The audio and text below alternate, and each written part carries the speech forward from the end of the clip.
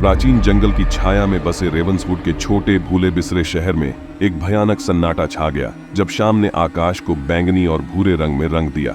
अंधविश्वास में डूबे शहरवासी अंधेरा होने के बाद जंगल में जाने से बचते थे। किंवदंतियां एक द्वेषपूर्ण शक्ति के बारे में फुसफुसाती हैं जो कि कांटेदार पेड़ों के बीच छिपी हुई है, जो बिना सोचे समझे आत्माओं को फंसाने की प्रतीक्षा कर रही है। एक दुर्भाग्यपूर्ण शाम एलेक्स नाम का एक जिज्ञासु पत्रकार रेवेंसवुड में पहुंचा, जो शहर में एक भयावह धुंध की तरह चिपकी हुई अलौकिक कहानियों से आकर्षित हुआ था। संदेहपूर्ण मन और सच्चाई को उजागर करने के दृढ़ संकल्प के साथ एलेक्स ने पुराने रेवेंस इन में जांच की, जो उजाड़ शहर में एकमात्र आवाज था।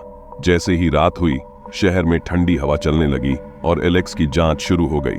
टॉर्च और नोटबुक से लैस पत्रकार अग्रगामी जंगल में चला गया, केवल ऊपर की ओर मुड़ी हुई शाखाओं से छनकर आने वाली चांदनी की रोशनी से निर्देशित हुआ।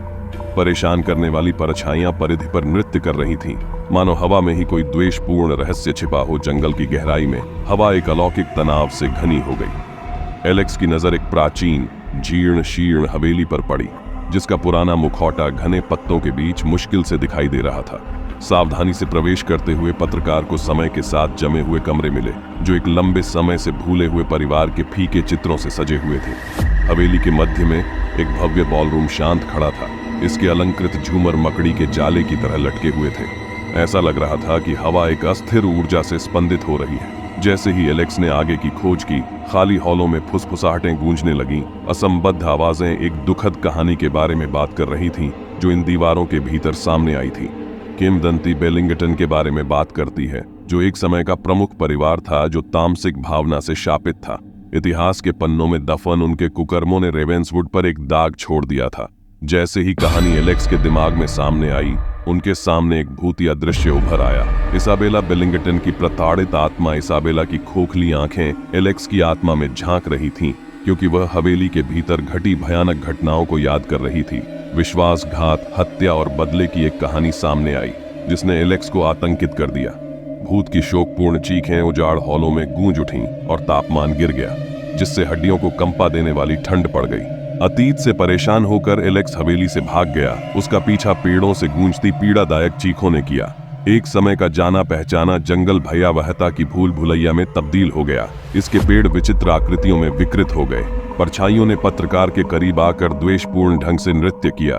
भागने की बेताब कोशिश में एलेक्स एक प्राचीन कब्रिस्तान पर ठोकर खाई, जिसके पुराने कब्रिस्तान सदियों की पीड़ा के मूक गवाह के रूप में खड़े थे।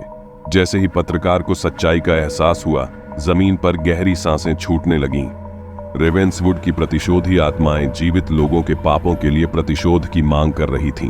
प्रत्येक चरण के साथ भूतिया आभास बंद हो जाते हैं। उनके अलौकिक रूप द्वेष से मुड़ते और विकृत होते जाते हैं। जैसे ही अदृश्य हाथ एलेक्स के सार को समझने के लिए आगे बढ़े, हवा दम घोंटू हो गई।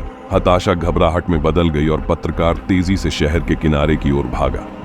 जैसे ही भोर की पहली किरणें फूटीं, रेवेंसवुड छाया से बाहर आया। दुष्ट शक्ति ने अपनी पकड़ छोड़ दी। हाँफते हुए एलेक्स लड़खड़ाते हुए शहर में वापस आ गया। रात की अलौकिक भयावहता से हमेशा के लिए आहत हो गया। एक समय संशय में रहने वाला पत्रकार अब एक बोझिल आत्मा के साथ है, जो रेवेंसवुड की वर्णक्रमीय फुसफुसाहट से प्रेतवाधित है। एक शहर जो हमेशा के लिए अपने अंधेरे अतीत के चंगुल में फंस गया है।